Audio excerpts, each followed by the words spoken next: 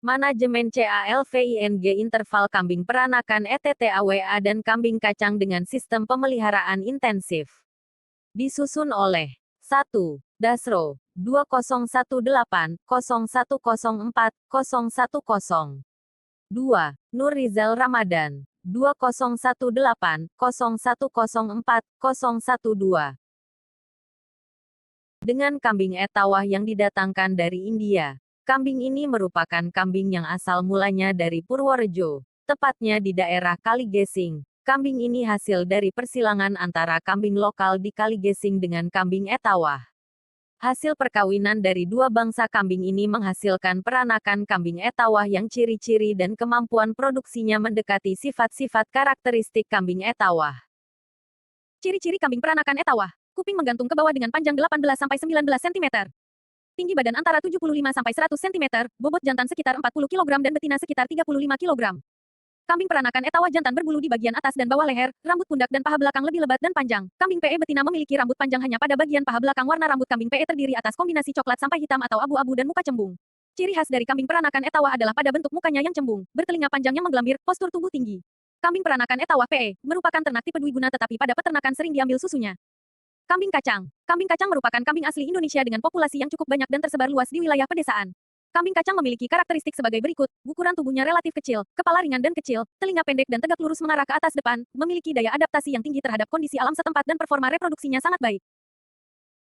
Tanda-tanda kebuntingan pada ternak kambing adalah sebagai berikut. Tidak munculnya berahi pada siklus berahi berikutnya. Lebih tenang dan menghindar jika dinaiki temannya. Ambing tampak menurun dan nafsu makan bertambah. Perut sebelah kanan terlihat membesar. Bulu tampak lebih mengkilat klimis.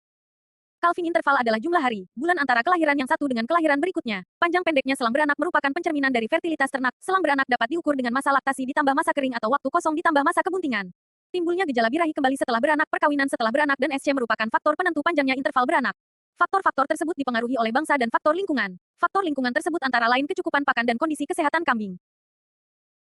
Panjangnya periode waktu dari kelahiran sampai estrus pertama merupakan sebagian besar faktor yang ikut menyebabkan rendahnya efisiensi reproduksi. Jarak beranak yang lama atau panjang menyebabkan penurunan jumlah anakan kambing yang dihasilkan. Peningkatan biaya produksi dan perkandangan untuk pemeliharaan oleh sistem pemeliharaan intensif sebab itu kerugian besar jika potensi untuk menghasilkan anakan kambing terganggu karena kegagalan kambing menjadi bunting.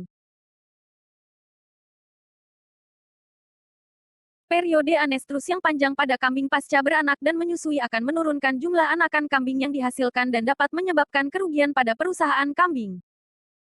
Siklus reproduksi betina. Beranak sampai berahi disebut posipartum unestus. Berahi sampai berahi pas kawin disebut siklus berahi. Berahi sampai beranak disebut bunting. Selang beranak umumnya masih panjang kurang lebih 10 bulan. Berahi dan kelahiran terjadi sepanjang tahun dengan penyentakan berahi kurang lebih 7-8 bulan efisiensinya. Dengan selang beranak sesuai potensi biologik atau sumber daya. Efisiensi talaksana pembagian dan pemberian pakan. Memudahkan IB. Dengan pemasaran ternak yang seragam. Kambing kacang dan kambing peranakan Etawah sudah beradaptasi dengan baik dengan kondisi tropis basah di Indonesia. Kambing kacang mempunyai keistimewaan prolifikasi, beranak kembar, dan interval, jarak, yang pendek dibandingkan kambing PE. Kambing yang diternak secara intensif membutuhkan perhatian penuh dari pemiliknya, berupa kegiatan rutin sehari-hari dan kegiatan insidental. Perhatian itu mutlak karena kehidupan ternak sepenuhnya terkurung di dalam kandang. Seumur hidup, kambing berada di kandang dan tidak bisa berkeliaran kemana-mana. Kandang intensif terdiri dari dua jenis, yaitu kandang koloni dan kandang individual. Produktivitas kambing yang dipelihara secara intensif dapat ditunjang dengan pemberian pakan hijauan maupun konsentrat yang baik dengan komposisi yang sesuai, penanggulangan penyakit, penanganan pasca panen dan pemasaran serta jenis bangsa kambing dan umurnya.